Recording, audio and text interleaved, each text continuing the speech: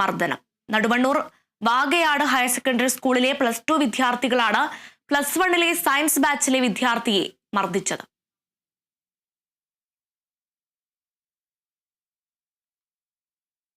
ജനങ്ങൾക്ക് വേണ്ടി ജീവിച്ച് സ്വയം ജീവിതം ഹോമിച്ച വ്യക്തിയാണ് ഉമ്മൻചാണ്ടി എന്ന് രാഹുൽ ഗാന്ധി.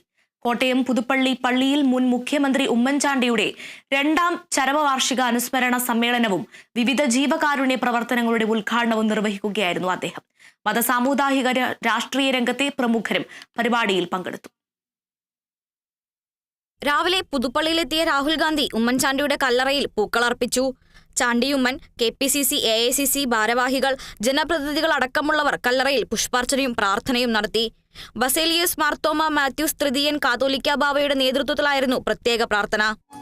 മനമലിയും ചിരിയും കരളലിയും മൊഴിയും ഇമനിറയെ കരുതൽ ആമിഴിയിണയിൽ വഴിയും നോവുന്ന ഹൃദയത്തിൻ നൊമ്പരമാറ്റാൻ ഇടറുന്ന കണ്ഠത്തിനിളനീരു നൽകാനി നാട്ടിൽ ഉണ്ടായിരുന്നു ആരും കാണാത്ത ജനസേവകൻ. തുടർന്ന് നടന്ന സ്മൃതി സംഗമത്തിൽ AICC general secretary KC Venugopal, പ്രതിപക്ഷ നേതാവ് VD സതീശൻ, KPCC അധ്യക്ഷൻ സണ്ണി ജോസഫ്, രമേശ് ചെന്നിത്തല, മുസ്ലിം ലീഗ് സംസ്ഥാന പ്രസിഡന്റ് പാണക്കാട് സാദിഖലി തങ്ങൾ, മതമേലധ്യക്ഷന്മാർ തുടങ്ങിയവർ പങ്കെടുത്തു. 21 വർഷത്തെ തന്റെ രാഷ്ട്രീയ ജീവിതത്തിൽ ഇത്രമാത്രം തന്നെ സ്വാധീനിച്ച മറ്റൊരു നേതാവില്ലെന്നും ഉമ്മൻചാണ്ടിയെ പോലെയുള്ള വ്യക്തിത്വങ്ങളെ സൃഷ്ടിക്കുക എന്നതാണ് ഏവരുടെയും ഉത്തരവാദിത്വമെന്നും സമ്മേളനം ഉദ്ഘാടനം ചെയ്ത് രാഹുൽ ഗാന്ധി പറഞ്ഞു. In my 21 years of political life, one of the masters of politics of feeling was Ummenshandy ji. And maybe a lot of people in Kerala will not understand this because they did not see him from inside.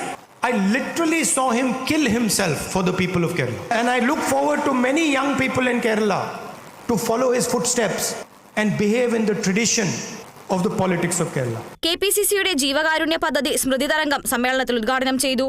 Oommen Chandy നടപ്പാക്കിയ ശ്രുതി തരംഗം പദ്ധതിയുടെ 2ാം ഘട്ടമാണ് സ്മൃതി തരംഗം.